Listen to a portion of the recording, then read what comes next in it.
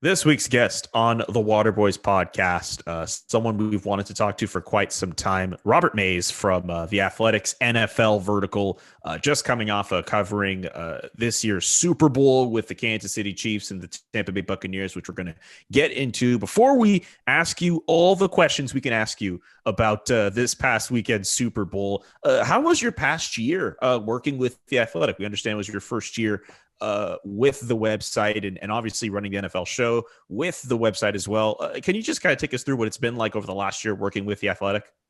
Yeah, it's been great. I think that new challenges are always fun. I had such a great experience at the Ringer and with the people who were there, and not only the people I work with there, but the people I'd worked with all the way back to my time at Grayling. So I had the same bosses in a lot of ways for 10 years. And that was those 10 years between the time you're 22 and 32 are an interesting 10 years. So it was fun to have a new experience and a new challenge and start a show from scratch. And, this is really the first time I've gotten to host a show that's had rotating guests, rotating co-hosts, where I was kind of the main presence on every single show. And, it was fun. It was fun to kind of plan out what you want it to be. We didn't have a lot of time. I mean, I was hired there. I think my first day was technically August 31st. And the NFL season started on September 10th.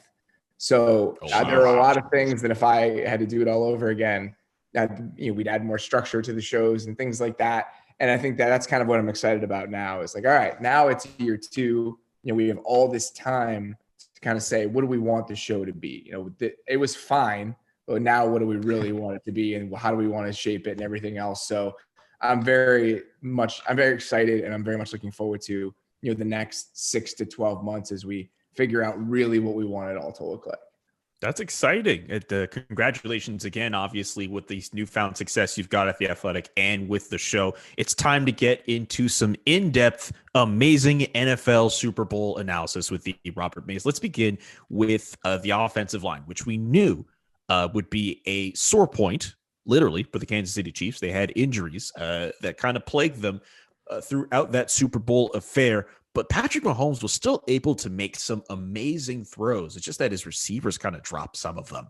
I'm just curious, in your estimation, I know a lot of people are bringing some heat on Patrick Mahomes. A lot of people are bringing to light the fact that he didn't really have an offensive line, but I'm curious, in your estimation, Robert, should there be more pressure on Patrick Mahomes' receivers and how well they played this past Sunday?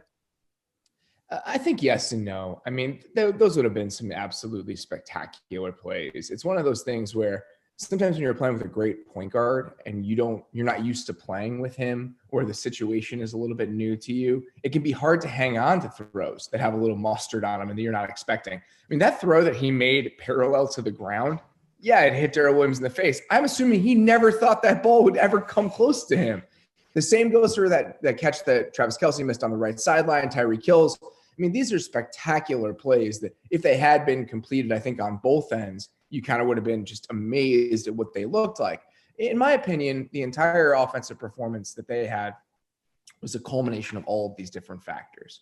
The fact that the offensive line was hurt and then guys are playing in different positions, that obviously has an impact, but the Bucks did such a good job of maximizing the impact of losing those guys by using so many stunts, so many different types of 5-man pressures, so many different sorts of alignments.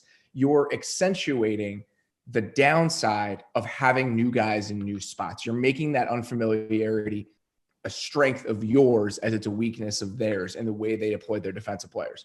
And the Chiefs, on the other hand, thought, reasonably so, considering their tendencies throughout most of the season, that the Bucs would probably bring more pressure than they did. So they had a lot of 5- and 6-man protections in order to get the back out of the backfield and have that be an outlet. That's a really good plan when you're playing teams that blitz a lot. The Bucs didn't. So it's just all of these different kind of factors folding on top of one another to create what you saw. I mean, it's not just one thing or even two things or even three things. It really is all of these different aspects of the game playing off one another. Switching to the other side of the field, where, heading into this game, it was like a heavyweight tilt at quarterback. On our last episode, I was telling Julian, look, if we all know the real MVP should have been that Bucks D, coached by Todd Bowles, and how just incredibly talented. They all are at every position. But from a quarterback standpoint, obviously all the eyeballs were on Tom Brady. You probably got a close-up look or a closer-up look than most people had. What can you take away from Tom Brady's performance in this game? Obviously, they're having fun down in Tampa now. Were you impressed? Was this like I'll ask you this, maybe a pretty bold question, but was this the most impressive Super Bowl win for Tom Brady, or do others stand out for you? It's a really good question. I don't know if it's the most impressive. I think it's the most notable. And the fact that he did this without Bill Belichick, the fact that they did it in 1 year without a real offseason. And I think that was kind of the coolest part of watching that offense over the course of the season, is that there were moments. Remember the back to that Saints game on Sunday Night Football, where it was just like, well, that was fun. Like, good. Like, the operating thing was a great idea, and we'll see what they can do next year. And I think Bruce Arians, in all of his honesty this week, which may or may not have been fueled by some Coors Light, was very honest about the idea that they thought it might happen in year 2. To win it in the first season is so difficult. And I think that's why the process of watching them kind of streamline and pare down the offense after the bye week and into the playoffs. I mean, the same way that their defense looked so different during the Super Bowl compared to what we had seen so often this year, their offense looked so different from what we had seen in the first half of the season, even into the second half of the year. I mean, look at it. I want to say Tom Brady used play action on something like 40% of his dropbacks in that game. In the first 12 games of the year, it was 18%. So it's twice as much. He was getting the ball so much quicker. The throws were so much shorter. I mean, he had the highest average air yards in the NFL this year. It was over 9 air yards per attempt. It was like 5.9 in the Super Bowl. So I just think that it showed a really good understanding, one, of which elements of the offense were serving us well, and we should probably try to hit more often down the stretch. And two, how do we need to change things up in the moment in order to give ourselves the best chance in this game? I thought that overall, the coaching job that this team did from start to finish, and the fact that it wasn't easy all the way through, the fact that there were stumbling blocks and there were moments where it's like, man, this doesn't seem like they have it. Having to work through that and eventually get to the place that they did by the end, where they could beat the Packers and the Chiefs in a 3-week span, is absolutely remarkable. It says so much about Bruce Arians, Byron Leftwich, Todd Bowles, the entire coaching staff there. And if you account for the New Orleans Saints, that's a 4-week span. And if you even go further beyond that, they had all those wins in a row off of the bye week that they had. So you look at this Tampa Bay team with Tom Brady, all the receiving weapons that they have. Chris Godwin, Rob Gronkowski, who scored twice on Sunday. Antonio Brown, who didn't even play the championship game, but he found a way to score on Sunday. The running backs that they had at their disposal. Leonard Fournette, who scored. Ronald Jones. And Frank, for the last how many episodes of this show, has raved constantly about the defense. Guys like Shaq Barrett, Ndamukong Suh as well. Lavonte David as well has played very well. When you consider all of the pieces that the Tampa Bay Buccaneers have had, and this was a team that hadn't made the playoffs since 2007, and they won a Super Bowl a couple years prior to that. I'll throw this out here, and I think this might be a bit of an easy question here, but is this not the greatest Tampa Bay Buccaneers team ever? Oh, I don't think. I think that might be a stretch. Really? I mean, I'd have to look at it and really think about that. Because if you look back at the 2002 team, it's one of the most dominant defenses we've ever seen, from the starting gun to the finish line. I mean, it's not – this team by the end had really found itself and had a great performance in the moment. And they were one of the best 3 or 4 defenses in the league. But if you think about, in my mind, if I'm doing who are the greatest pass defenses in NFL history, the 2002 Buccaneers would be one of probably the first 3 teams that I threw out there. The offense is a different story, obviously, right? So you have to really think about it. But my first knee-jerk reaction is no, just because of how dominant the 2002 Bucs defense was. But this was a team with a top 5 offense and a top 5 defense. So it's a really good question, actually. I haven't sat with that thought very much, but it's possible, but I don't think it's a guarantee. Okay. I figured I'd throw that out there. Yeah. One stat that stuck out to me, and I was listening actually on your show, Robert, was that one player in specific who really flies under the radar is Lavonte David. And I think that you brought up the fact that he's in a very select company of linebackers who have had 5 interceptions and 5 sacks in a season. And the other ones who have had that are almost like considered Hall of Famers, but Lavonte David's kind of not there yet in some people's eyes. I was really happy seeing Lavonte David celebrate and be on national TV and win that Super Bowl. But if you look at the numbers, if you look at some of the stats that I think are really interesting. So if you went to Pro Football Reference and you looked at their approximate value page, which is, it's not a catch-all, but it's a useful statistic to kind of measure the breadth of a player's career. And if you look at since 2012 when he was drafted, he was the, I think, 5th or 6th linebacker drafted in that draft, which is crazy. But it's the best linebacker drafted of this generation. Luke Kuechly and Bobby Wagner were both drafted in that draft. Yep. So if you look at approximate value since then, I want to say he's like 13th since 2012. Every single other player in the top 15 has been to at least 4 Pro Bowls. He's been to 1. So we talk all the time about being underrated, and it's kind of this paradoxical thing, right? Because by saying someone is underrated, you are inherently rating them. And when you have a platform, it's almost like the shouting into the void straw man nonsense. But with him, it actually is true.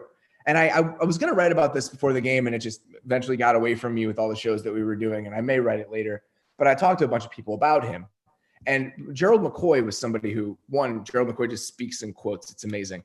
But he was talking about Luke Kuechly and Lavonte David because he had this very unique opportunity to play with both of them. And he mentioned them in the same breath, and just the way they see the game and just the way they play and the preparation and all of this.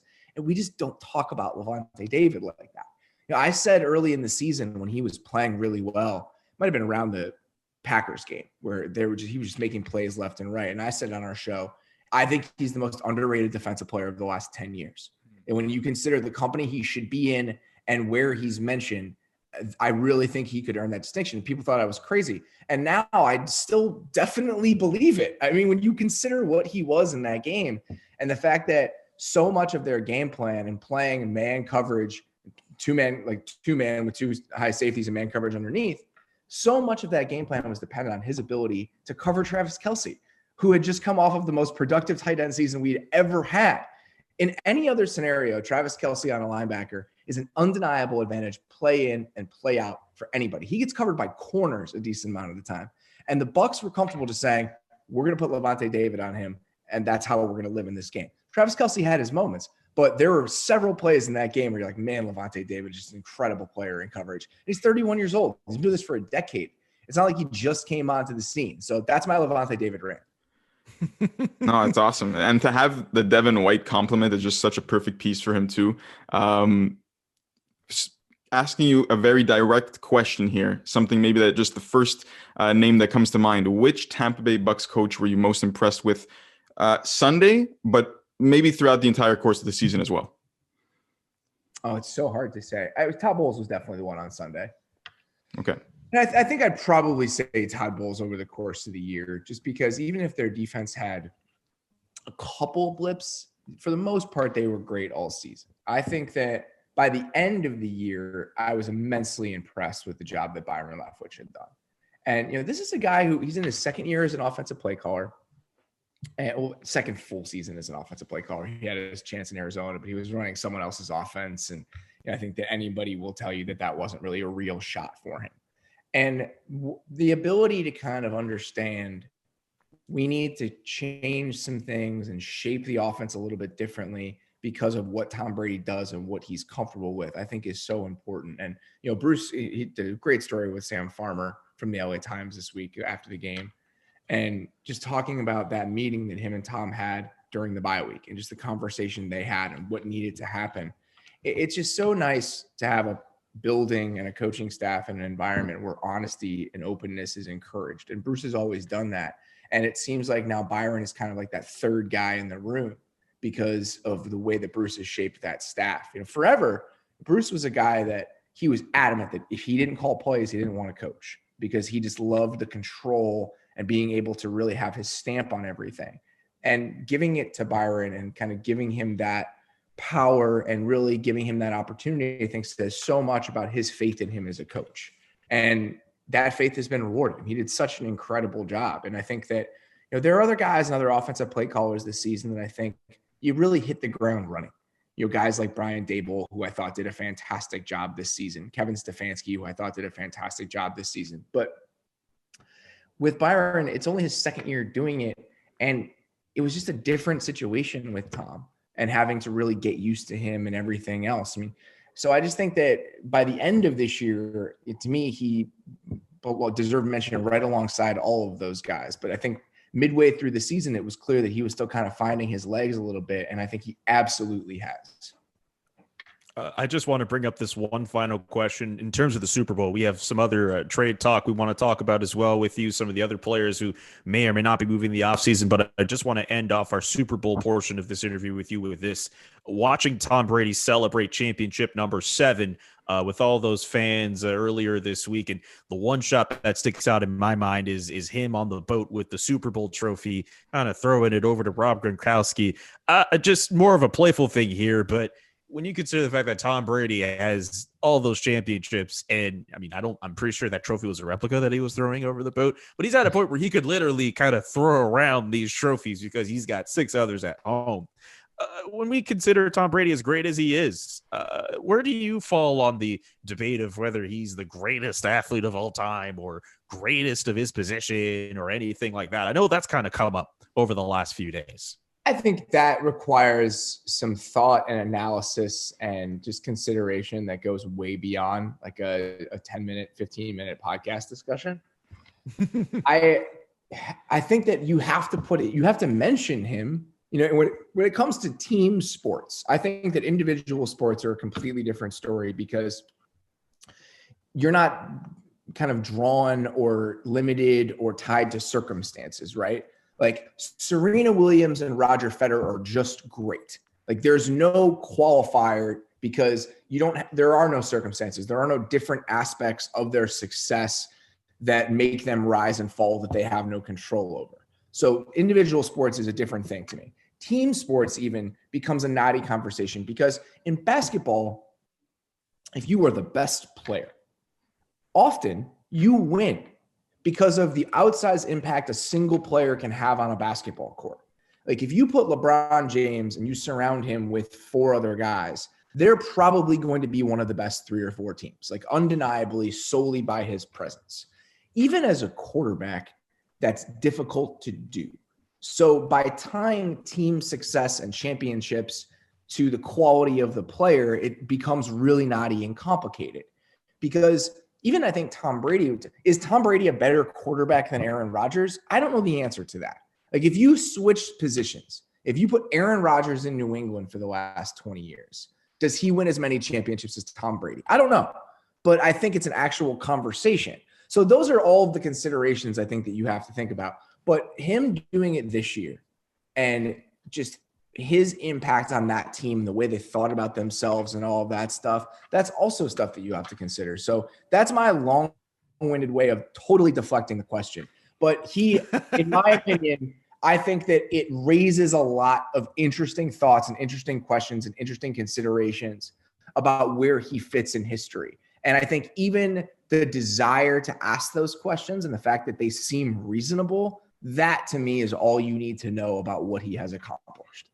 Here's the thing. You mentioned Gerald McCoy speaks in quotes. I find you also speak in quotes as well. And I know you're saying that in 10, 15 minutes, this is not as long as it could be to discuss this type of question. I know this is technically longer, but if it ever got to that point where it'd be like, you know what, let's just have Robert Mays on and just talk about Tom Brady's greatness versus other athletes, I think that's a must-listen episode. Let's transition to some other NFL news because we have you on and because we love talking NFL on the show. So many different storylines, obviously. One guy who I did not expect to kind of come up over in the last few days is Russell Wilson, who was doing some interviews these past few days. And he was on the Dan Patrick show the other day, and Dan Patrick was pressing him on whether or not he actually had some pull with some front office decisions. And he even had to address the fact that maybe he could be up for trade, which I think is just kind of mind blowing. What are your impressions on the trade chatter that has suddenly arisen, legitimate or not, with Russell Wilson? It's shocking. I just did not expect that to be another name thrown into the ring at this point in the calendar. We were saying it on our show yesterday. I feel so bad for Michael Sean Dugar, who covers the Seahawks for The Athletic. It's just all of these people who thought, well, we'll have our normal offseason and then we'll get to free agency, and around March things will really kick up again. Just the rhythms of how you cover football. I mean, guys like Aaron Reese, who cover the Texans for us, he hasn't slept in like 6 months. Oh my gosh. There's no way that he can. And I just feel so terrible for them.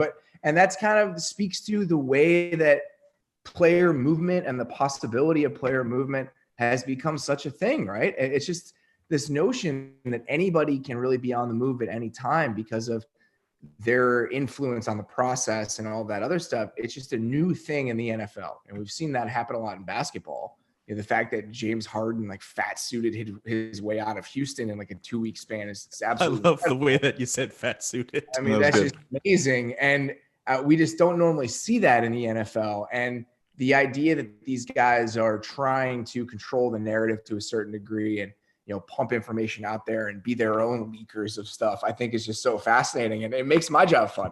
I mean, the fact that now it's just this constant dialogue about where these guys can go and whether they're unhappy and everything else. I mean, there's no shortage of drama. And as somebody who has to talk about football all the time, I'm not going to complain about that. Robert, another name that's a big name quarterback that's essentially going to be on the move, it looks like, is Carson Wentz. And we spoke about this on the last episode, Julian and I. And I kind of just chalked it up as one of those moves that makes a lot of sense for a change of scenery type of thing. A guy who has all of what you'd want in a quarterback. He possesses the skills. Just past few years have been rough, obviously coming back from major injuries. What city makes more sense for him? Obviously, Indianapolis is a huge player here. Perhaps your Chicago Bears, who knows? But there's just something to me, I got to say this, is that I'm still not ready to see Matt Stafford in an LA Rams jersey. I felt like his name and his build would look perfect in the Colts. But yeah, what do you make of Carson Wentz? I think that people need to be careful with the way that they talk about Carson Wentz, because there's just been this overarching tone to the conversation about Carson Wentz where it's like Carson Wentz is a really good quarterback who is in bad circumstances. And I just think we have to be careful with that, because Carson Wentz was a legitimate MVP candidate in 2017, right? Yep. Their offense was doing things we hadn't really seen a lot of NFL offenses do at that sort of level with that sort of frequency, the way that they were leaning on the RPO game and certain mesh concepts and stuff that has now become really popular and normal in the NFL. The Eagles were doing it at just in a way that other teams weren't back then. So if you think about the circumstances in which he succeeded in 2017, I think those circumstances were unique. Those same circumstances, that roster, that scheme, look at what Nick Foles did in that scheme, in that roster. He destroyed really good teams in the playoffs. They burned down a Vikings team that had one of the best defenses in the NFL. I think that we need to try to separate Carson Wentz from the circumstances and that 2017 season a little bit more often than we do. That to me is maybe the outlier when you think about Carson Wentz. I think he's probably somewhere closer to the player we saw in 2018 and 2019 than he is to that guy in 2017. He is talented, yes, but I don't know how good he is at playing quarterback right now. And that stuff is sometimes hard to parse because it's hard to extricate a quarterback from his circumstances. But when I watch him play, I see a guy who's gun shy in the pocket, who's not comfortable, who's holding onto the ball a little bit too long. Are guys open? Probably not. Does he have faith in the scheme? Probably not. Is the scheme concise and streamlined and well communicated to him in terms of its motivation? Probably not. You just don't see him being comfortable as he's back there. All of those things, if they were to change, we could see a different guy. But I see a guy who showed off a lot of ability a few years ago and succeeded in very unique circumstances that has slowly started to deteriorate in the intangible aspects of playing the position. And I just don't know how good he can be if you were to improve those circumstances. I think the Carson Wentz conversation is a lot more complicated than if we get him in better surroundings, he can still be a really good quarterback. That very well may be true, but I'm just not taking that as face value.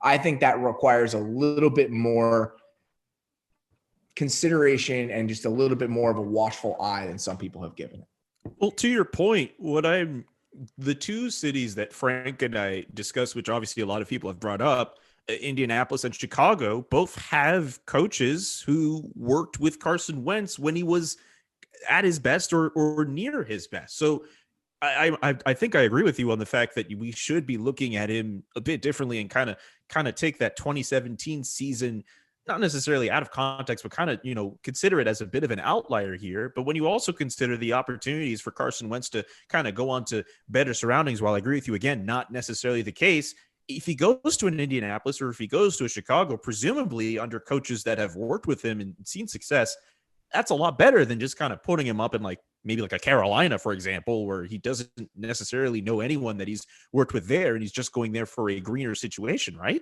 I would go quality over familiarity is important. I think if you went to Carolina, that's a place where we've seen, Teddy Bridgewater played well last year. They were a top 8 offense with Teddy Bridgewater not being that good of a quarterback. And no CMC.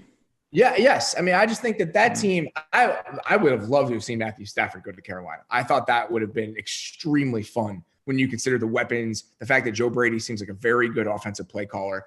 Let's step back and really examine that idea of going to play with coaches he's played with before, okay? John DeFilippo was the quarterback's coach for the Eagles in that 2017 season.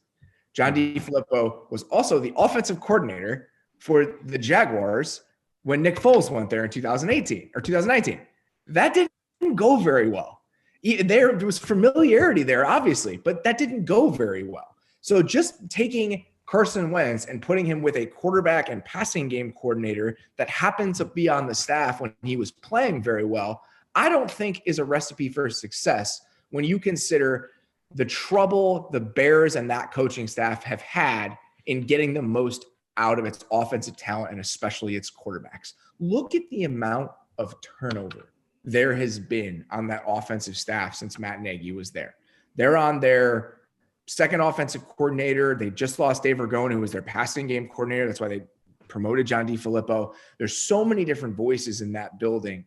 And there isn't a crystallized offensive vision. And I think part of that is because they're trying to figure out the quarterback position. But what is going on in Chicago right now and last season reminds me of, a lot of what was going on in Philadelphia last season, where you have all of these competing ideas. And Doug Peterson, who had been kind of the overarching singular voice in that room earlier in his time with the Eagles, I don't think put his foot down often enough for saying, this is what the offense is going to look like. And I think that a similar thing is going on in Chicago when you think about, all right, we're this RPO shotgun-based system, but when Mitchell Trubisky's in, we're going to be this play action under center system. And they're just trying to graft the offensive personnel onto all of these different ideas that maybe they're not super comfortable with. In Indy, none of those issues exist. Frank Reich is the sole vision. Nick Sirianni is no longer there, who's the offensive coordinator. That's somebody that they'll have to replace. But Frank Reich is the offensive voice and offensive decision maker and offensive thinker in that room. And I think he has the ability to communicate a clear, concise vision for the offense and the way that Carson Wentz is supposed to see it. You have a situation in Indianapolis, even if you take out the supporting cast, which the offensive line is much better, even when you consider their whole left tackle right now. They have resources to go out and add receiving weapons, which I think they will this offseason. But even if you take the personnel out of it, the idea that we have seen the Colts make the most out of their quarterbacks. Phillip Rivers, almost at 40 years old, coming off a terrible season with the Chargers, quarterbacked a top 12 passing offense with the Colts, with a team that did not have that stellar of receiving talent. I just think that you've seen a situation in Indy where they get the most out of their quarterbacks, or at least get a lot out of them, and a situation in Chicago where the offensive personnel and talent consistently outperforms what we hope they would do. And I just don't understand why Carson Wentz in this moment would be any different than some of the offensive players we've seen go through there in the past 3 or 4 years. Really quick, Robert, another quarterback that I'd like to discuss with you now that you're on the show. And it brings me back to week 17 when I saw him with his towel over his head, sad, walking next to J.J. Watt and Deshaun Watson, walking next to J.J. Watt. And J.J. says, we're sorry we wasted one of your prime years. And, just as a fan and as an outsider, seeing someone say that, it's kind of gutting, and it knows that the situation is not great. If I were to ask you really quickly, where do you think Deshaun Watson. Obviously, this is a colossal mega deal that would have to take place. But in your mind, what team is a front runner? A legitimate, serious front runner. Straight up, the Dolphins. Yeah, I think that if you look at all the boxes we need to check, right? Resources. They have the resources because the Texans traded them the resources. 2, ready-made contending team he would want to go to. 3, a coaching staff that I assume, based on just my, what I've heard and things that people I've talked to, has a good reputation around the league.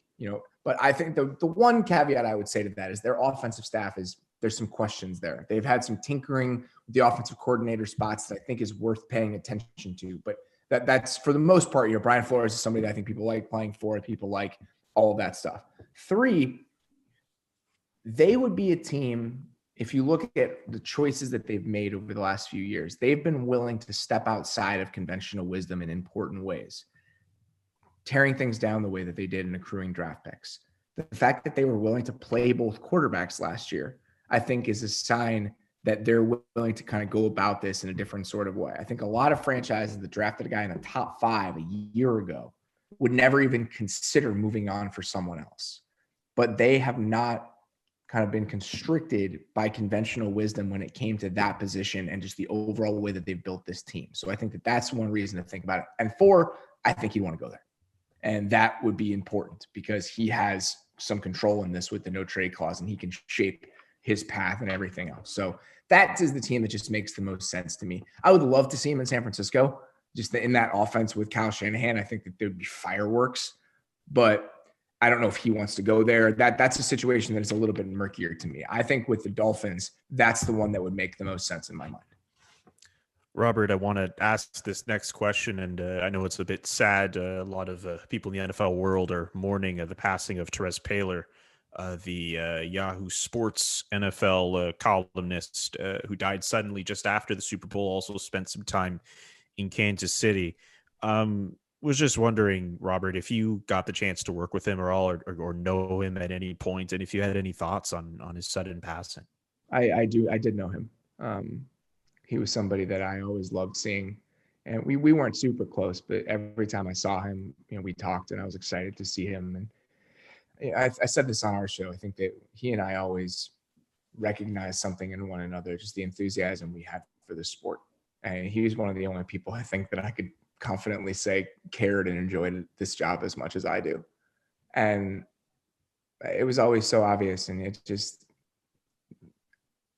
so strange that he's not here anymore, and that we won't get to see his work, but also that we won't get to be around him and just see him work and be exposed to just the unbounded joy and passion that he had. And loss is such a hard thing to deal with. And I've dealt with it a decent amount in my life, and it's hard to understand what it is and what it means when someone's gone. And for someone like him, even from a distance, you feel it. You feel that he's gone. And that's been so apparent to me over the last 48 hours. I've spent so much time thinking about him and just what he brought to our business and to the world and everything else. And the outpouring that you've seen is not an accident. People absolutely loved him. And he's going to be missed. He already is. It's amazing just in this cosmic way that I've already felt a void by him not being here. And there are so few people that I think have that presence and impact about them. And he just absolutely was one of those people.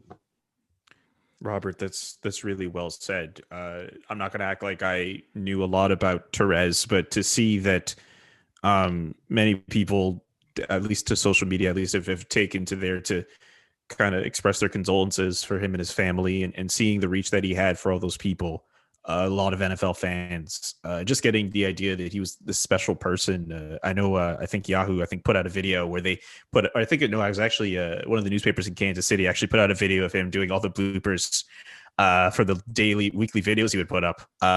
He would have been a great person to be around and to meet. And I'm sorry that we no longer have him. And I know we kind of have that kind of a sad question for you. We kind of wanted to lighten it up just to kind of end it off with you, because we know we've obviously, Frank and I, we were really excited to have you on. And one segment that we started doing for this show, a bit of a sports word association. A few weeks ago, we did it for some NFL words, and we wanted to just kind of throw a word out to you and see what name, an athlete or anything of the sort, whatever comes to your brain first, you could say it. So the first word here, when you think of the word tackle, who do you think of first? It's so strange. Levante David came to my mind, but Okay. you can also think offensive tackle. Yes, You could. That's the strange thing. But he was the first person I thought of. I literally pictured him making a tackle when you said that. Okay. Okay. What about punt return? Devin Hester. Yep. Okay. Devin Hester works. One-handed catch. Odell Beckham.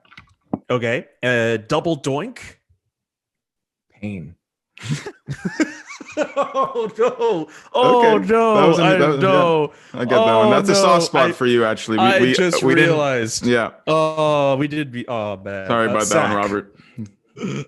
That's okay. What about sack? Reggie White. Yes, the Minister of Defense, and a word you used early on with us: underrated. Carl Lawson. Hey, let's go. Today, somebody posted a clip of him making a play, and I've been talking about him a little bit on Twitter today. And so that's just the first guy that came to mind because I've spent some time today thinking about him. Nice pick, Robert Mays, I mean it when I say this, and I said it already, but I'll say it again. You're a man who speaks in quotes, and hearing you talk about the NFL on this episode of the Water Boys podcast has been an absolute delight. Thank you so much for taking the time out of your now winding down. I was trying to find a cool word for that, but your schedule obviously is starting to calm down. You're starting to take a break. So we really appreciate you taking the time out of your break to talk to us on this week's show. Thank you so much, man. Cheers to you, man. Wish you the best. My pleasure.